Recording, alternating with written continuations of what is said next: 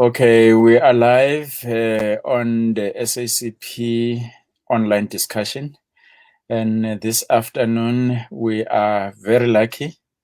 As you know, we are all celebrating Women's Month. We have a member of the South African Communist Party Politburo, Comrade Cde Sheil Barsel. Good afternoon, Comrade Sheila. Good afternoon, Comrade Tom. Yeah, what a day and what a month. We are very honored to have you presenting this lecture this afternoon. So without any waste of time, I will hand over to you, and right at the end, I'll be joining you again, where we'll be taking up some of the questions from people who are watching this broadcast. Over to you now. Thanks very much, Comrade Tom. Comrades, before I start, let me greet you by saying, Malibongwe, igama lama kozikazi. And I hope all of you in your own homes are saying that as well. Comrades, also Amandla, and finally, socialism is the future. Let's build it now. My lecture today is about women in the struggle. So I'll be looking with you at the women in the SACP and its predecessor, the CPSA. As you might all know, the CPSA was banned in 1950, and when the organization came up again, it changed its name to the Communist Party of South Africa, the South African Communist Party. I will walk you through I will be looking at the women in the SACP and its predecessor, and will walk you through some of their histories. In addition, I will be presenting the SACP in the province with a challenge to reclaim the history of the Barberton prison, but I will provide the evidence for this later in the talk. In addition, we will look at some of the theory around women in the struggle. We will commemorate the powerful history of women's mass activism against the apartheid system in order to deepen our knowledge of how to organize women as a key element of the motive forces of our revolution through the Women's March Against Passes and the history of the women's struggle in South African liberation. We will understand the lived experience of the majority of women in South Africa as the threefold crisis of COVID pandemic, the economic crisis and social reproduction, as they bite into the fabric of our lives and society. We will understand the complexity of the gender division of labor and gender inequality, patriarchal power relations in democratic South Africa, to know what it is that holds women's full social participation and emancipation back. We will look at the NDR and the struggle to overcome patriarchal relations of power, the gender division of labor and power relations across South African history today. We will look to develop strategies and tactics that will enable the transformation and achieve the realization of the objective of gender equality and women's emancipation. But before we start and go into the issue, let's be clear that the SACP is about changing the lives of the poorest of the poor. Our role is not to maneuver and career path ourselves as women to access position, wealth through self-improvement, but to approach the discussion from the perspective of the most oppressed and exploited women in an NDR, which we know to be the most direct to socialism, and to struggle for social change that brings improvement and emancipation to the majority. But it's been 64 years since the 1956 Women's March, and why did they march to the Union buildings? They were opposing passes for women. Those documents, which have restricted women's economic participation, limited them to the peripheral mode of production and to the social reproduction of apartheid, which was migrancy-based capitalism. The historic burden placed on African women in the labor reserves in the 20th century can indeed be understood as social reproduction from the perspective of the mainstream dominant capitalist mode. There were no cell phones, no WhatsApp. It took mass organizing. In 1955, 2,000 women took part. In 1956, 20,000 marched. It was the ability to talk to ordinary women, explain the issue, and convince women to take action. It took the solidarity of all progressive women as the issue was passes for women organized on a non-racial basis. Who were the women in the broad struggle? I will deal with the CPSA SACP separately, as the purpose of today's talk is to go into greater details about their lives and the commitments of these comrades. But there were other comrades organizing women in the trade union movement, for example. Elizabeth Maffa-King, Frances Bard, Liz Abrams, Betty Dutoy, Emma Mashanini, Virginia Engel, and today, of course, our own Zingizwa Losi. The Women's League began in 1943 when women were allowed to join the ANC, which first became the Women's Section and thereafter the Women's League. In the arena of the women's movement, there was the Federation of South African Women, which was non-racial but Congress-based. In the broader space, there was the United Democratic Front Women's Congress, the National Coalition of Women, and the Progressive Women's Movement. These last two reached beyond the Congress movement. There were women in MK, Rika Hodgson, who was a foot soldier, Thandi Modisa, those women in the 1976 contingent who left the country, some of whom were Tenjiwe Mtenso and Jackie Modisa. There was Jeanette Schoon, who was blown up by a bomb parcel, and countless others whom we can name. Some have paid the supreme sacrifice for their involvement. There have been women in mass organizations that are community-based in addressing basic needs, and through that the women were politicized. Examples are, for example, the Black Sash, which was not only a protest organization, but established advice bureaus. From the 1970s and still active gender-based violence organizations started with rape crisis groups and branching into organizations now dealing specifically with sex workers and transgendered women. Women and the right to vote. White women won the right to vote in the 1930s. However, in 1994 only was their full equal franchise extended to all adult citizens. The right to vote and to stand to be elected to public office was enshrined. This had been contained as a demand in the original FEDSAW, Federation of South African Women, Charter. And although this democratic breakthrough is a major milestone in the NDR, it is not the achievement of the National Democratic Revolution. This requires the implementation of a developmental agenda of the NDR so that the lives of the majority are changed to fully overcome apartheid legacy. The gaining of the right to vote is not an event but a process. It is a strategy for revolution and transformation and must be contested by class forces and class interests. A warning though, we often talk about women as if we're all the same. We share a biology, but beyond that, what common interests do we share? When we talk of women's role, which women? Black middle class, professional women, emerging Black women owners of capital, Hindu women, Christian women, rural white women, Black working class, industrial workers, married women, single women, lesbian women. The change in class and race relations in post-94 South Africa has changed dynamics amongst women.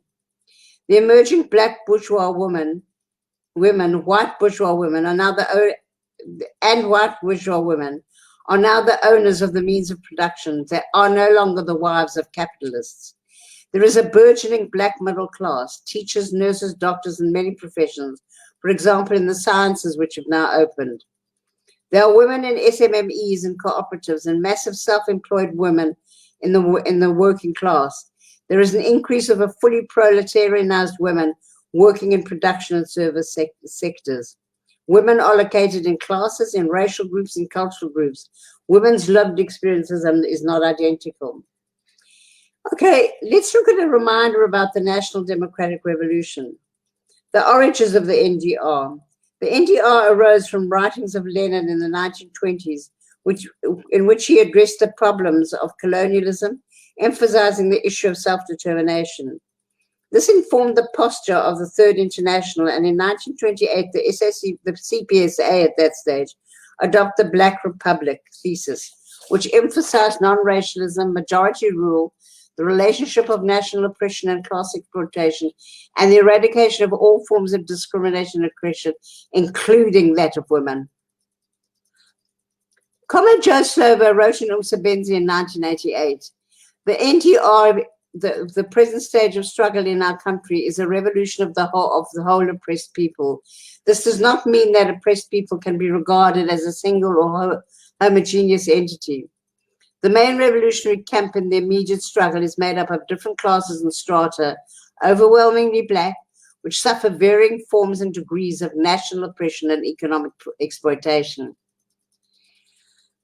The main content of the National Democratic Revolution is the national liberation of African people in particular and black people in general, the destruction of economic and political power of racist ruling class, establishment of one united state of people's power in which working class will be the dominant force and which will move uninterruptedly towards social emancipation and the total abolition of exploitation of man by man. And that's in quotes. The gender division of labor and patriarchy in what we know now as South Africa. South Africa is the location out of which anatomically modern humans first evolved from 300,000 years ago.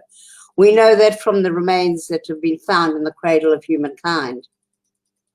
There were indigenous hunter-gatherer and herding societies, the San and the Khoi, and in many parts of the country, and indigenous agricultural societies in the summer rainfall areas of South Africa. In 1652, mid-17th century, the first permanent colonial settlement was established by the mercantile capitalist Dutch East Indies Company. The first battle between the settlers and the indigenous people of the Western Cape took place at the Liesbeek River in Mowbray Observatory in Cape Town. The Cape Colony imported significant numbers of slaves from diverse societies and cultures, including the Far East and Mauritius. In the 18th century, colonial countries shipped out peasant farmers to South Africa, and there were wars of dispossession, land and livestock dispossession, as colonizers expanded into the rest of Africa, discovering the good agricultural land and diamonds and gold. In the last quarter of the 19th century, in 1863, the imperialist-driven mining revolution took place in the hinterland due to the discovery of gold and diamonds. In the 20th century, there was a consolidation of the South African state by colonial powers with the exclusion of the majority. This resulted in the development of South African capital with the English in the mining sector and the Afrikaner agricultural sector in the state apparatus. We know well how this set up a differential economy with African men going to the mines in order to pay the land tax imposed by the then government, and the women remaining in the rural areas taking care of the social reproduction of the family. But let's look at land. As the women remained in the rural areas, the question of land ownership is pertinent. Female traditional dwelling ownership increased from 44% in 2002 to 59% in 2013. Other programs of restitution and redistribution are seriously gender biased. The land redistribution people benefited 726,952 people, with only about 62,077, which is 9% of the beneficiaries being women. The other beneficiaries were 91% were men. Land redistribution and land tenure programs benefited about 50,877 people, of whom only 18,284, i.e. only 35.9% were women. The other 91% were men. Sorry, the other 35.9%. Let me say that again. It benefited 50,877 people, of whom 18,274, i.e. 35.9% were women. It is necessary to ensure that in addressing the issues of human settlements, land and agrarian reform, and particularly black working class women, are placed centrally as the beneficiaries and participants in such programs. Empowering women as contributors to food security and agricultural development is a significant transformation program. Patriarchy reigns as women are also on the receiving end of food insecurity and rising in food price. Particularly as women are also on the receiving end of food insecurity and rising prices. Let's have a look at the gender division of labor. There is a gender division of labor in all societies. The gender division of labor is premised on the woman's unique life cycle, i.e. the potential for childbearing, and is not automatically oppressive. This division varies across modes of production and is shaped also by the ability of society to produce a surplus and how surplus is appropriated, and how society organizes its political superstructure and culture, family, private property, and the state. Patriarchy is a system of society or government in which the father or eldest male is the head of the family, and descent is reckoned through the male line. Conventional archetypes of the patriarchy impacts on ownership, inheritance, and private property, and is always based on normative gender stereotypes and attitudes. But we cannot approach the gender division of labor or patriarchy as ahistorical.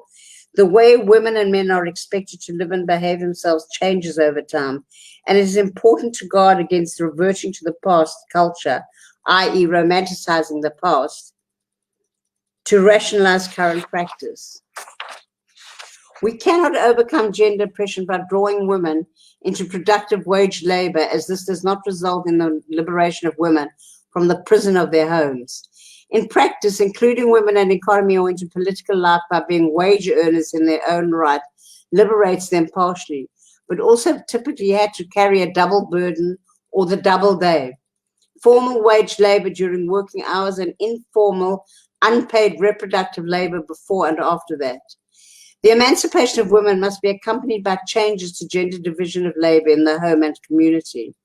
The strategy of including women in a capitalist or even mixed economy without changing the social economy, the mechanisms of reproduction and the care of the working class, and the culture and ideology that sustain gender stereotypes and divisions of labor will simply perpetuate the double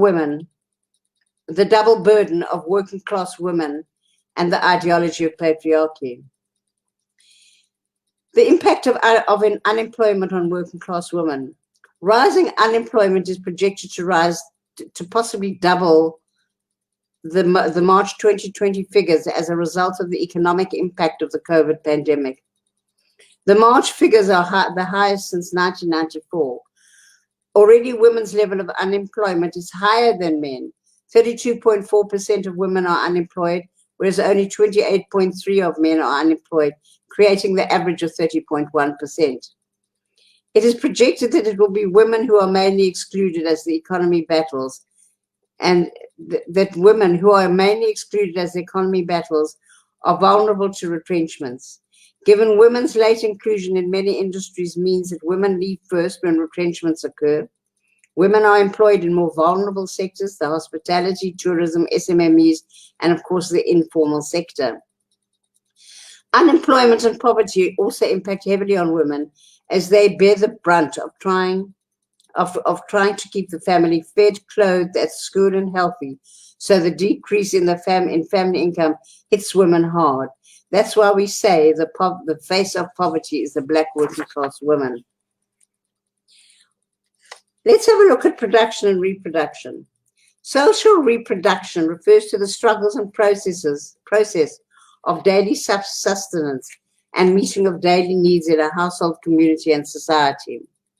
Social reproduction is a complex set of relations and activities that create conditions that enable society to sustain itself and its social relations.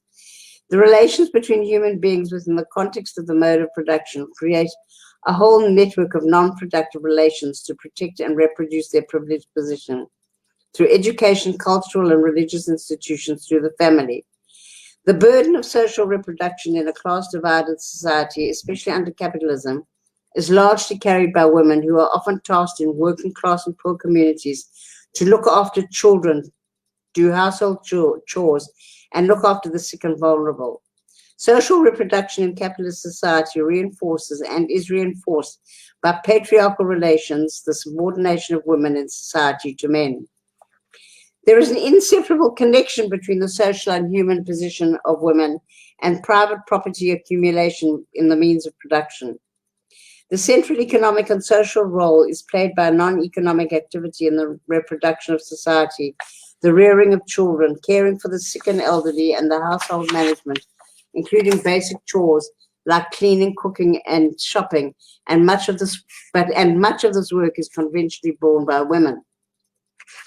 If we look at capital, the state, and social reproduction, there is no inherent interest in capitalist relations for all people to be employed, for all people to be living with education, health, recreation, and accommodation for all.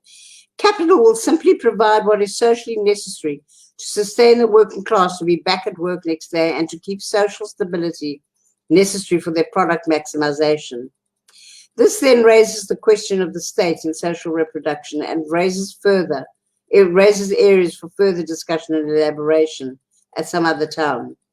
The state role in child care, education, higher education, and training.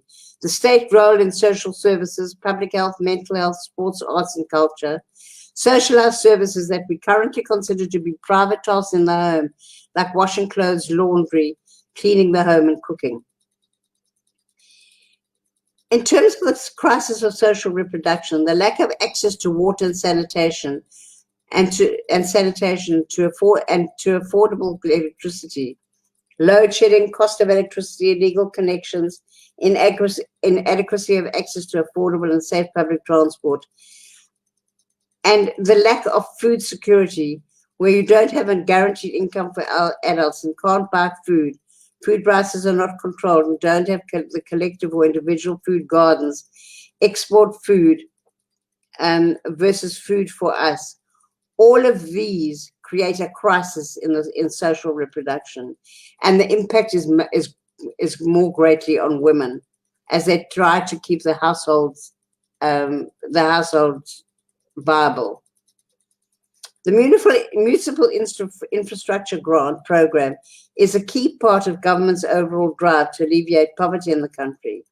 The infrastructure must be provided in such a way that employment is maximized and opportunities are created for enterprises to flourish. A gender analysis of the impact of the MIG program is needed to evaluate the extent to which it has transformed gender relations at municipal level and empowered women, changed their access to services, provided them with better social and physical protection, and how it can provide infrastructure for a social solidarity economy to develop. Women and children are more vulnerable to interpersonal violence. Gender-based violence arises from a threefold crisis. Social distress is one. Two is the link to alienation, exploitation, and inequality by capitalism that results in a lack of coherence of the collective stress and dysfunctional behavior and levels of interpersonal violence. Thirdly, unemployment, poverty, and inequality have a social distress impact in working class communities and families.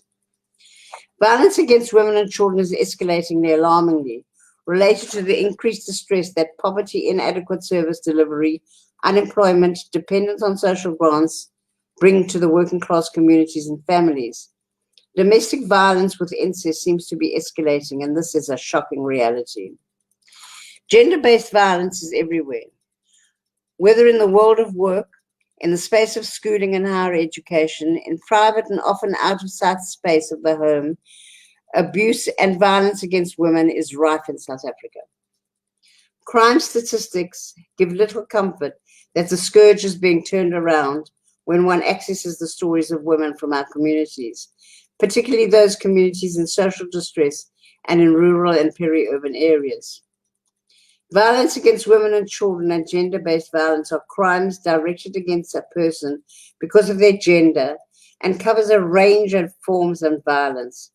Domestic violence, including marital rape, sexual harassment, rape, human trafficking, or kutwala, a form of trafficking or kidnapping, and recent evidence has reflected communities in which women and girls live in fear of incest and rape within the family. Serial rapists are able to avoid the enforcement of the law, rape of elderly women in the belief that it is older women and not young girls that can lure men of HIV and AIDS, and femicide, where women and children are killed by their intimate partners. In many cases, women become victims of crime due to their vulnerability, caused by urban design, rural social infrastructure that did not take their safety as a priority issue. While the work of the state in both social development and in the criminal justice system must be intensified, the eradication of violence against women and children requires the full mobilization of communities. There are dual tasks of reform and resolution: improving and preventing, combating violence and gender-based violence under capitalism, still racially segregated, violent and stressed community, while still building socialism to eradicate violence and gender-based violence. The elimination of violence against girls, women, elderly women, and disabled women is critical for women to be able to play their rightful and active role in the home, community, in leadership, and to be actively involved in productive economic activity. We must become champions of the cultural revolution against patriarchy and violence, particularly against women and children. Mass organizations of communities to defend themselves, to establish appropriate cultural practices in relation to the conduct of family and gender relations is critical. The scourge of violence against women and children is an anathema to a socialist morality and practice. Let's take a look at the crisis of capitalism. In 2020, because we will link this also to the current COVID-19 pandemic. The 2020 crisis of capitalism is a threefold crisis: it's an economic crisis, a health crisis, and a social reproduction crisis. It is creating changed global political environment, which means that there must be more consideration of alternatives as opposed to the struggle to get into the capitalist system. Capitalism has distorted humanity's relationship with nature to the point of leading us into the global health pandemic, and there may well be more. It also threatens to take us into an even greater calamity with catastrophic climate change.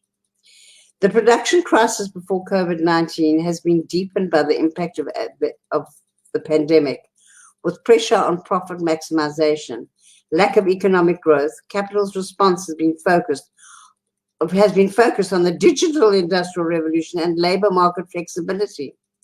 The impact on working class women has been the loss of jobs. Women cashiers are replaced by robots. All working class women, on the back of maternity benefits, the loss of childcare at work, the lack of jobs, the lack of growth, the lack of investment, and poverty. The global capitalist economy is in recession, which will be worse than the 2008-9 Great Recession and could track the 1930s Great Depression. South Africa will experience a GDP contraction of at least -7%. Unemployment, already increasing, will rise sharply and may even be doubling. The social reproduction crisis, which is a structural phenomenon, is inherent to the system of capitalism. It has been mediated in some countries by social democratic policy. The impact in South Africa has been seen in violence, drugs, food insecurity, mass hunger of appalling depths, childcare, water, electricity, waste management, healthcare, and education. Lockdown has shown how overcrowded housing, poor sanitation has created particular vulnerabilities to the disease. Shades of Engels' observation about the impact of squalor of English class, working class, on the spread of disease. Plus, persistence of apartheid urban space with overcrowded minibuses is a key challenge. This results in unemployment, inequality, poverty, and distress, all of which hits women particularly. The gender division of labor and gender inequality and gendered power relations and the unique cycle as mothers. The pandemic health emergency we face is one of the worst economic and social crises ever. COVID-19 is not caused by nature. but by capitalism's destabilization of humanity's relationship with the natural world. Even bigger threats loom from destructive effects of climate change. Impact of the threefold crisis hits women hard. Black and working class women in particular. An example of how hard this has been for rural and township schools. The lack of water, inadequate classrooms and desks, lack of resources to buy PPE and sanitizers, inability to clean school every day, use of public transport, and the inadequate classrooms also prevent social distancing. The result is that to open the school system is to put working class and rural children at higher risk than their middle class counterparts. The NDR and the Socialist Revolution. The SACP Constitution declares that its aim is to lead the working class towards the strategic goal of establishing a socialist republic and the more immediate aim of winning objectives of the National Democratic Revolution, which is inseparably linked to it. The Constitution also talks about building socialism now. Socialism is a transitional social system between capitalism and a fully classless communist society. A socialist society has a mixed economy, but one in which the socialized component is dominant and hegemonic. Socializing the economy includes the direct empowerment of workers on the shop floor by progressively increasing their control over the powers of possession, the powers of economic ownership, plus expanding a wide range of social ownership forms, including a predominant and varied public sector, a growing cooperative sector, the active use of social capital, rolling back the capitalist market and transforming the market. Let's look at the national democratic, socialist, and gender revolutions, all three. Slover said in 1988, "We have never made a secret of our belief that the shortest route to socialism is via the democratic state. But as already mentioned, the SACP takes part in an alliance for yet another extremely cogent reason. Our belief that the elimination of national domination, which is prime objective of the alliance, is at the same time the most immediate class concern of the proletariat." Looking at with a gender lens, the SACP takes part in the alliance for yet another and equally extremely cogent reason. Our belief that the struggle for a people's democracy opens the space for the emancipation of women. There is this distinction between social content of our national democratic revolution and socialist transformation and women's emancipation because of the unique way in which these three dimensions of inequality have intertwined throughout history. So that's the NDR, socialist transformation, and women's emancipation. Looking at the motive forces of the revolution, motive forces are those that drive and stand to benefit from the revolution. The working class is the core revolutionary motive force, and other class forces may benefit, but their interests are subordinated to working class interests. Both immediately and in the long term, our working class women stand to gain more from the ending of national domination than any other among the oppressed. The advanced class should fight with Lenin in his Selected Works, Volume 1, page 503, talks about the advanced class that should fight with all greater energy and enthusiasm for the cause of the whole people at the head of whole people. The working class consists of men, women, lesbian, gay, transgender, and intersex adults and children. Organized into family units, cultural language groupings, religious groupings. We cannot conceptualize class without conceptualizing the gender dimension of that class, nor can we ignore racial dimensions with working class being predominantly black. When we talk of motive forces, we must ask ourselves, are the motive forces politically conscious? Are they ready for action and organized to act? We must also ask ourselves if women are appropriately organized in these motive forces. We must look at national liberation movement, how it's organized and how this changes over time. And we did earlier on look at some of the the structures through which women are organized. In looking at the motive, women as the motive forces of the revolution, there's some quotes from Lenin. At the fourth conference of trade unions and factory committees in Moscow on the 27th of June to the 2nd of July 1918, Lenin said, revolutions break out when tens of millions of people come to the conclusion that it is impossible to live in the old way any longer. In his collected works, volume 22, page 355 to 356, he said, revolution is not an event, it is a process. So one army lines up in one place and says, we are for socialism. Another somewhere else and says, we are for imperialism. And that will be the social revolution. Whoever expects a pure social revolution will never live to see it. Such a person pays lip service to the revolution without understanding what revolution is. Revolutions are not made to order. They cannot be timed at any particular moment. They mature in a process of historical development and break out at a moment determined by the whole complex of internal and external causes. That was in Lenin's report at the Moscow Conference of the Factory Committees on the 23rd of July 1918.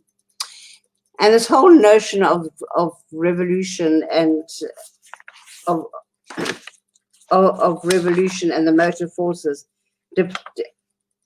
deserves a much greater looking at. Women are often at the forefront of the forces that initiate revolutionary periods. The working class women in 1917 took to the streets and they unleashed the forces of the Great October Socialist Revolution. South African women were at the forefront of the revolutionary mass action of the 1950s. And why? Because working class women bear the brunt of capitalist exploitation and oppression. We covered the issue of women's organizations earlier in the talk, and so that would cover how women are organized into the motive forces. But let's have a quick look at the lived experience of women. In organizing women, we must be fully conscious of and sensitive to the lived experience of working class women as it relates to race, class, and gender.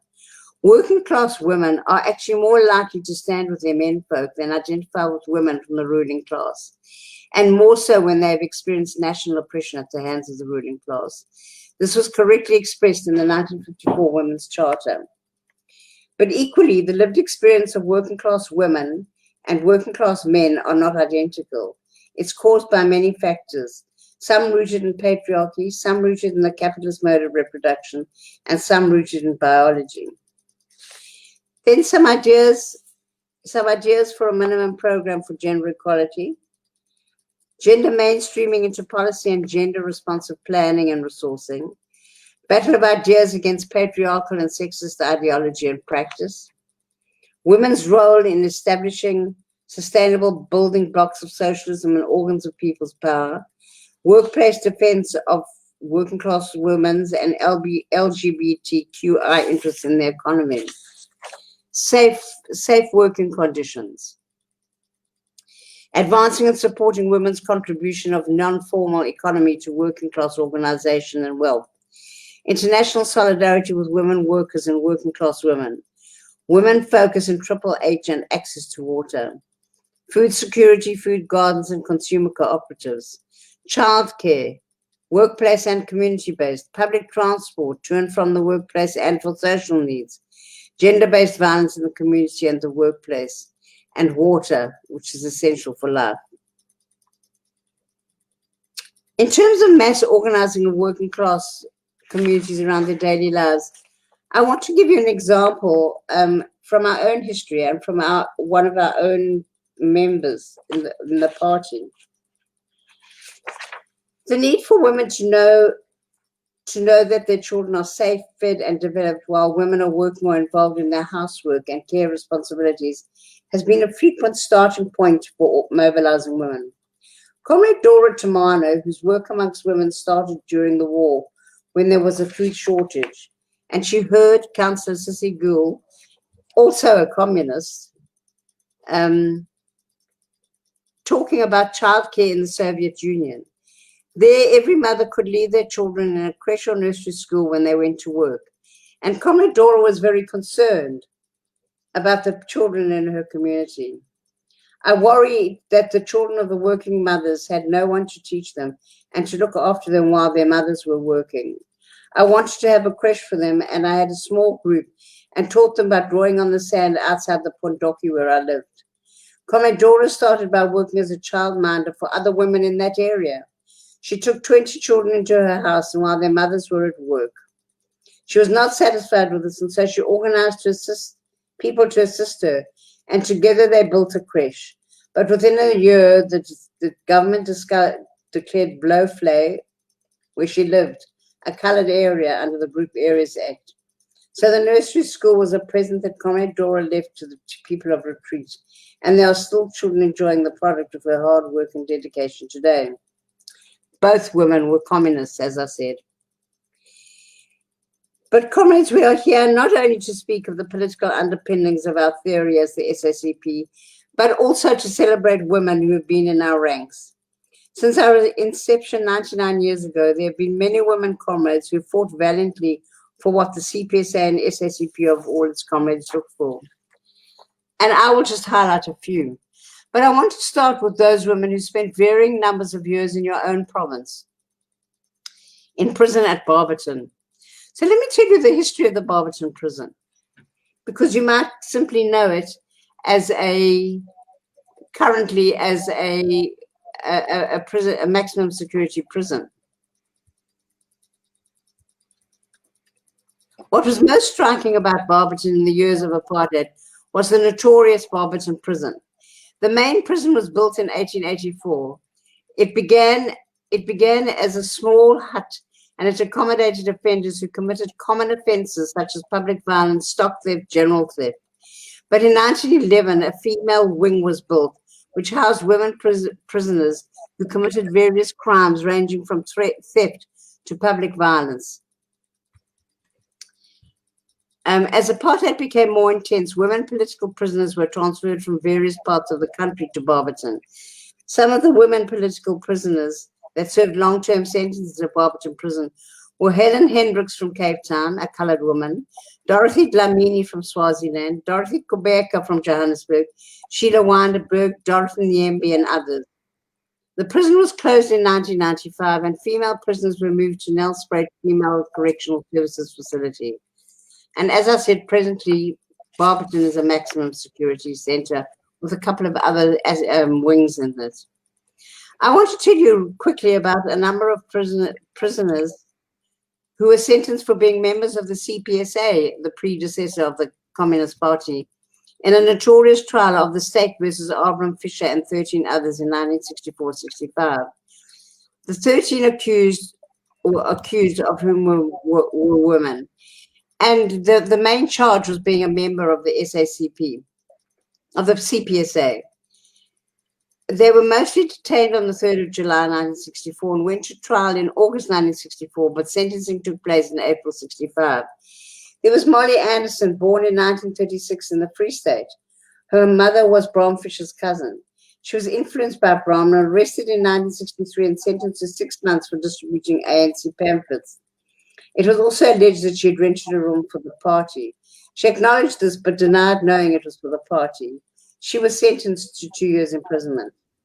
Flo Duncan trained as a radiographer. I don't have much information about her, but she too was sentenced to 2 years imprisonment.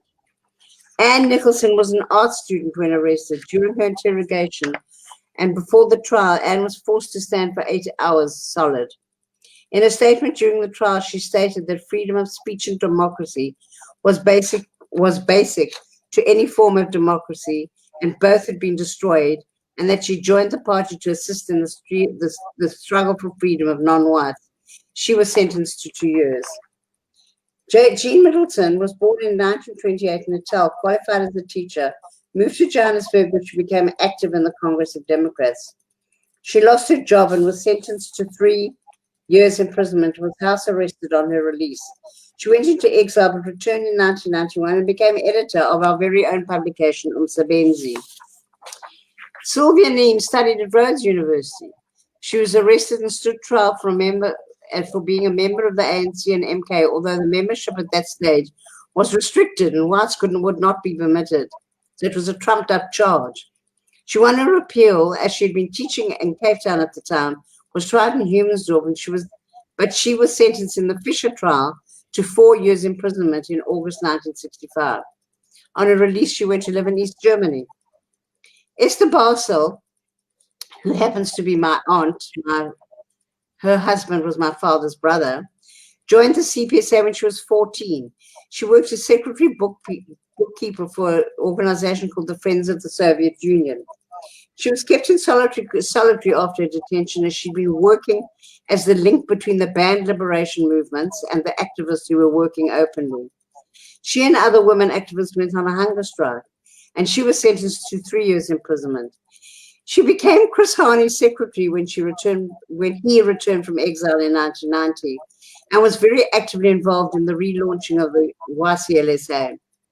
Her husband Jaime was acquitted in the same Fisher trial. Other communists who were in Barberton prison was also Violet Weinberg. She was detained for 170 days in 1965, during which time she was tortured and interrogated about the whereabouts of Bram Fischer, who had escaped from the original trial and gone underground in order to continue his work as a member of the CPSA. Violet was then sentenced in 1966 for refusing to give evidence in a trial. In the same year, she was sentenced to 2 years for being a member of the CPSA. She was house arrested when she was released. It was lifted in 1973, but she was served with new banning orders. I've dwelt on those women because they were in prison in your province.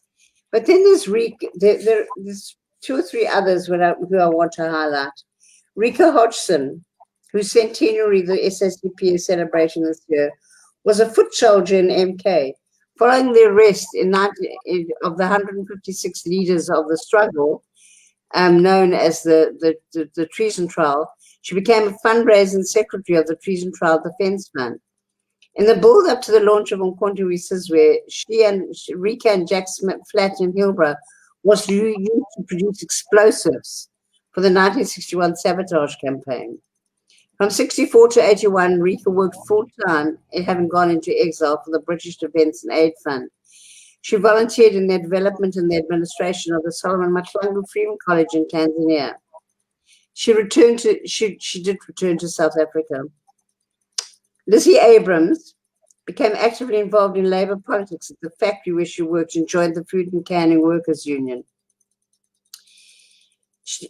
This was organized by prominent leader Ray Alexander, who was herself a member of the CPSA.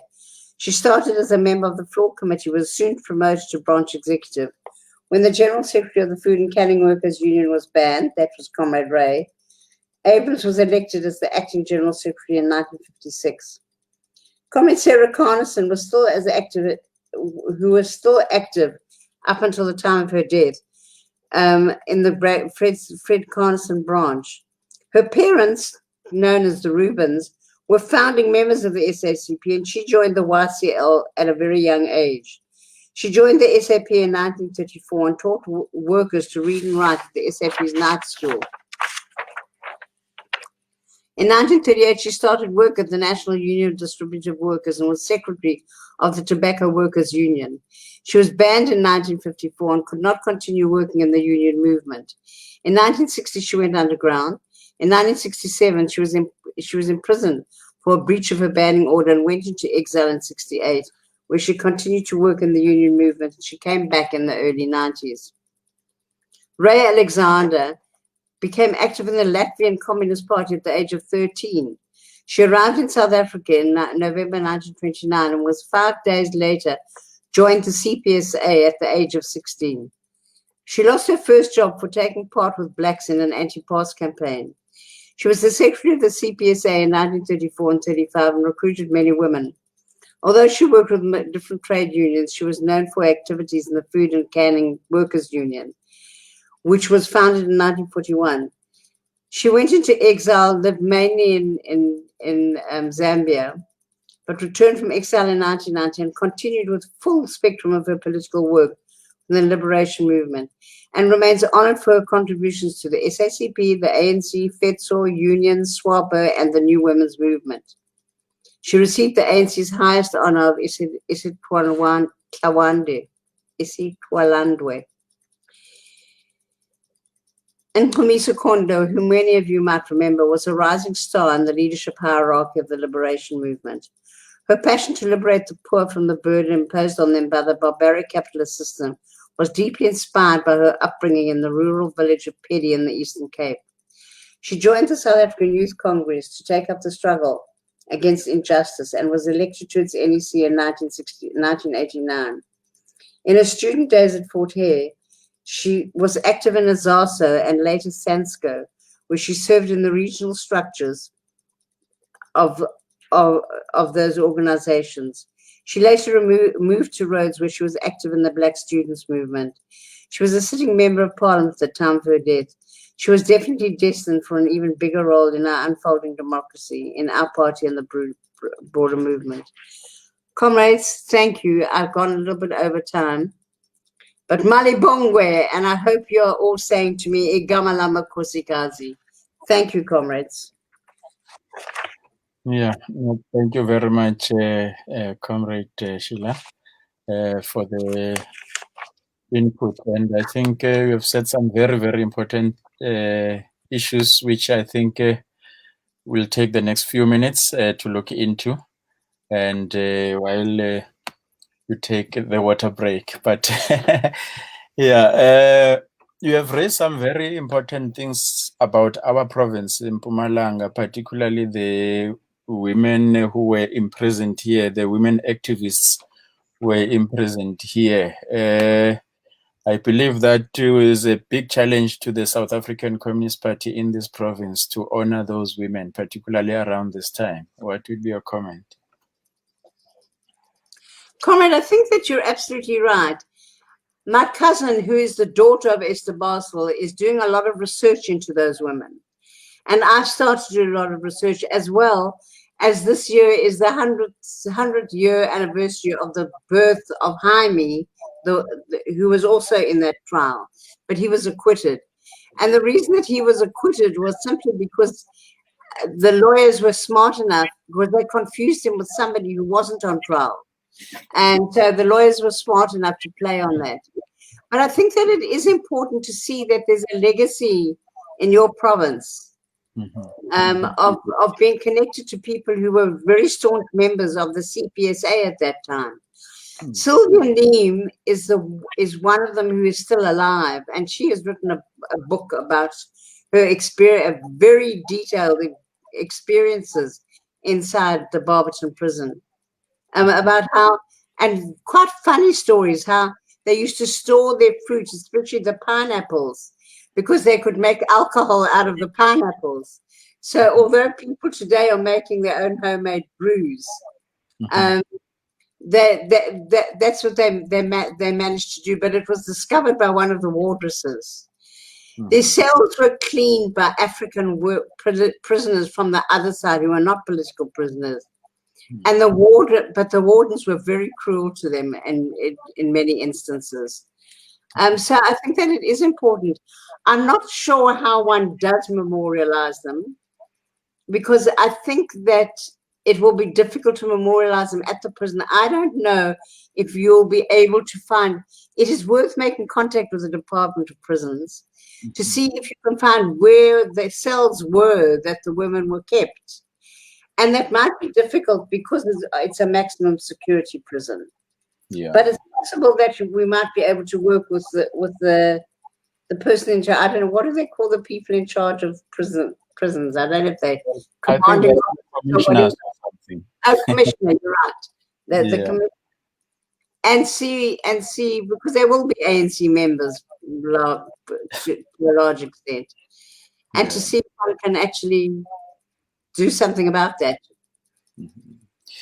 You have spoken about the issue of patriarchy. What would you say has changed since 1994? Have the conditions of women changed for the better or worse since 1994? I think what the paper is trying to bring out is that it has changed for the better for some women, particularly those women that have joined the capitalist system. The women who have not had the capacity to join, although I think one must be fair, I think the opening up of education has made a big difference. Is because that has allowed women.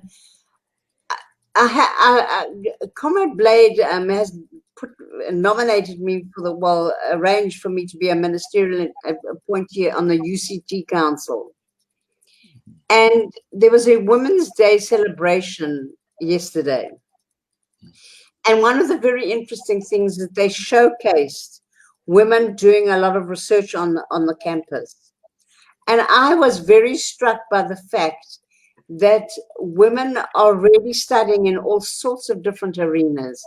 You know, before women would largely study in the helping professions, like there were always a lot of women doctors and of course nurses, physiotherapists, occupational therapists. But these women were studying oceanography and nuclear physics. And I was really quite struck at the way since 1994. And I think we must acknowledge that Comrade Blade has spent a lot of time in that department.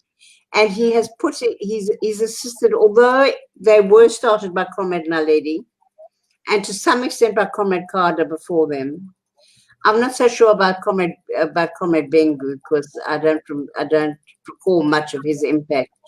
But I think particularly starting with Comrade Naledi and now being entrenched by Comrade Blade, the programs for developing women are sizable.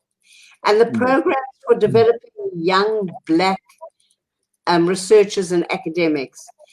I know personally of 2 or 3 young Black academics who are getting personal tutoring by older people or by more experienced people or more settled people. And I think it's that development. And that's part of how social reproduction starts to impact on production. Because the social reproduction of the education system and the development of women in those areas will ultimately impact on their capacity to earn and live a better life. But we have to remember that we must not leave behind women who do not have access because the schooling system has let them down. Okay, and my last question before I just read some of the comments that people have sent through. Why the SACP does not have its own women's league? You know, there's been a debate about that often, and part of it is the Women's League in some way, the ANC Women's League in some way became a space where women's issues were parked there. And that they didn't always come into the main structure. It's only been in the last few years, and particularly since people like Cheryl Carolus and Tenjiwe Mtinso, who were very strong feminists, were in the ANC, that they've started to permeate. But you can see in the ANC, if you watch the ANC structures, they don't always take women seriously.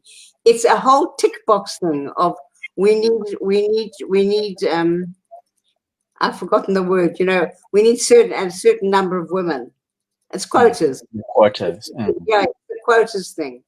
And so you can turn around and say, we've got 37, 38, whatever it is, % of people in parliament. We've got so many in the legislatures. But what kind of women are there, and are they allowed to flourish? And are they allowed to lead? So it becomes a reformist. And that's what the paper was saying, that there's some strategies that are reformist and some that are actually developmental and deep. And so the decision in the party was that we don't want to push women's stuff outside of the main structure. everybody has to be involved in the issue of women and women's empowerment and gender relations, because it's as important for men to be there and to be known as allies and working with the women. So that's been the major thinking. Yeah. Okay. Well, finally, I'm just going to take a look at some of the comments, and some of them is just appreciations, but nonetheless, I thought we should appreciate them as well. Here, we had Sipomieni, who is the chairperson of one of our district. Yes, he was just telling us that he's watching you. And we had Sibongile Mazibuko, also a member of the Communist Party and a leader in one of our branches. She had problems with sound, I think. Hopefully, she managed to have it resolved. But we also had AJ Block, who was appreciating. And Jay Nash, who was lamenting about the emerging black and white bourgeoisies, and then Mieni again on class strata. And then, but I thought maybe I should bring this one up. It's Nash again. He's talking about liberating women from prison of their home. Yeah. Fighting gender stereotypes. I think that's a very important point. Maybe very briefly, what could you say can be done to deal with these issues of this nature? Well, I think the important thing is that men must take on some of the responsibilities in the home. Mm-hmm. That's a very important thing to happen.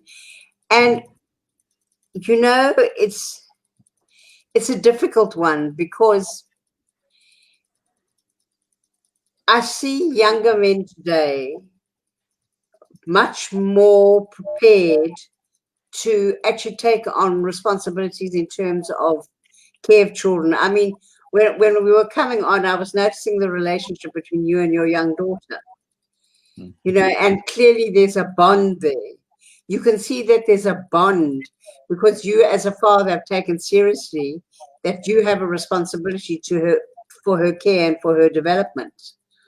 But traditionally, and this cuts across all cultures, it might be stronger in some cultures, but traditionally men have not taken on the role of caring, or even doing any of the housework, or giving the women time out to pursue their own whatever they want to pursue. And very often that's what the prison is, that they're bound to the sink to wash the dishes and wash the clothes. Okay, today they probably mostly use washing machines. But still there's the issue of, it's not just the turning on the washing machine, it's hanging it up, it's ironing, it's all of those things, all of those activities that go with them. Imprison women, because they will very often say, no, I can't go out and do XYZ or be involved in XYZ or get involved in community organizations, because I've got things to do, because I've got children to feed, I've got housework to do. And that's why it becomes a prison, because it prevents them from getting involved in other productive activities. And that's where the social reproduction keeps them imprisoned. Yeah. Okay. Well, thanks to Jainesh there. We also had Vusi washing, and then and there was Tigval, and there was Ntobeko, who is from Cape Town. He's also been watching there, and we had Philip Kanya. My party branch. Oh, he's from your party branch. Yeah. Okay. Hello, Ntobeko. Yeah, I hope he's hearing you. And then we had Philip Khanyaho, and then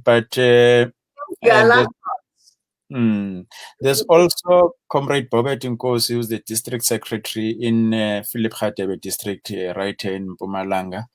He's appreciating the information that you have just given us about Babatin. And he's happy that it is in his district, where he's the district secretary. And then it looks like he'll be taking up that particular suggestion of taking this matter forward. Comrade Choma, I think that might be an idea is for you to pass my email address on to Comrade Bobbitt. Yeah. Because I think it's, I gave a very, very light appreciation because the trial in itself was a very important trial. And as I say, my cousin, who is Esther's daughter, has got quite a lot of information about that trial. And I think it would be very important just to deepen people's sense of history in the party of these 13 people. And also Comrade Brahm, I'm sure many of you don't know the depths to which Comrade Brahm was committed to the CPSA. And to what he went for, because eventually when he was finally caught, he had his own trial, because the original trial had ended. He had his own trial and was sentenced to, I don't know if it was life or a long sentence, but he developed cancer inside the prison. And he applied to be released to go and live with his brother. His wife had tragically been killed at a railroad crossing some years before. And they were prepared to turn his brother's home into like a prison, so that he would have a prison inside inside the home, and he would stick to a whole lot of the regulations, and they refused him that. And he died in prison in very, very awkward circumstances. As far as I remember, I don't know. I think it was before Comrade Jeremy came to prison. Comrade Goldberg talks about it.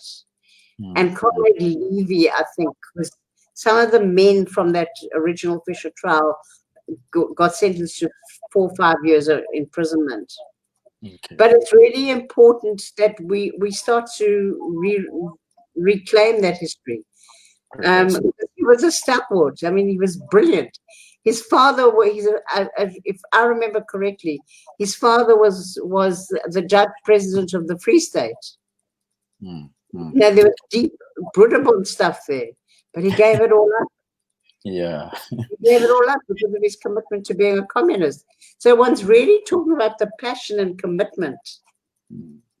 So if I get Comrade Bobbitt, I will send him some information. Then maybe Comrade Bobbitt can also give you awesome political education about the stalwarts. Yeah, no, definitely. I'll link him up with you. We Oh, also good. had Vicky Masango watching. She's from Tembisile, Kwamhlanga. It's one of the areas in our province. And then finally, looks like your message has filtered through to Ntobeko. He says, hello. I'm pleased you are here. Okay, yeah, no, well, that should bring us to the end of this very exciting presentation. And I want to thank you once more for your time, and thanks also the Central Committee and the Politburo for arranging that you present on this important day. And I think we must thank Comrade Jenny, because without her pushing me to do it, I'm not sure I would have done it. Yeah, no, definitely. She's always ensuring that we have somebody here. Thank you, comrades. It was very good. Okay, no, thank you so much. Enjoy your weekend. And, at some point, I'm also very actively involved in my local civic. Oh, okay. And there are a lot of major issues going on in the civic, and part of the issues is that it's a very different. There are homeless and street people, but they're also middle class people, and so we're having to broker that, because some people want to take. Some people who lived on one of the plots want to take up. And I was thinking actually that I need to write it up as an example.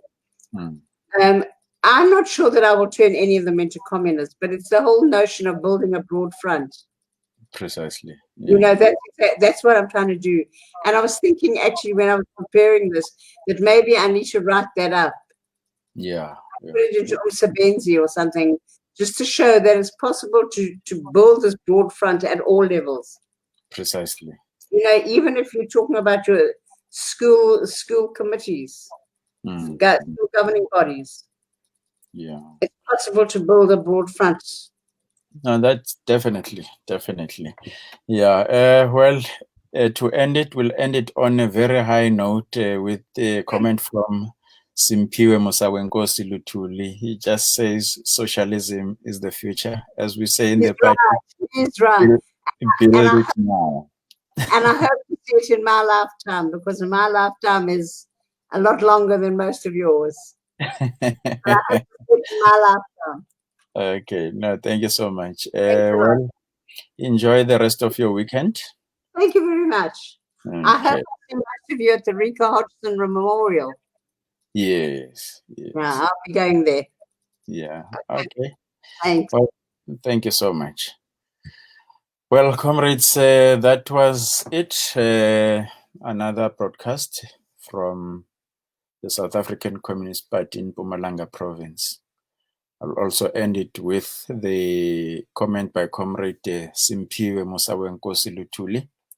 Socialism is the future. Build it now. Amandla. Till next time.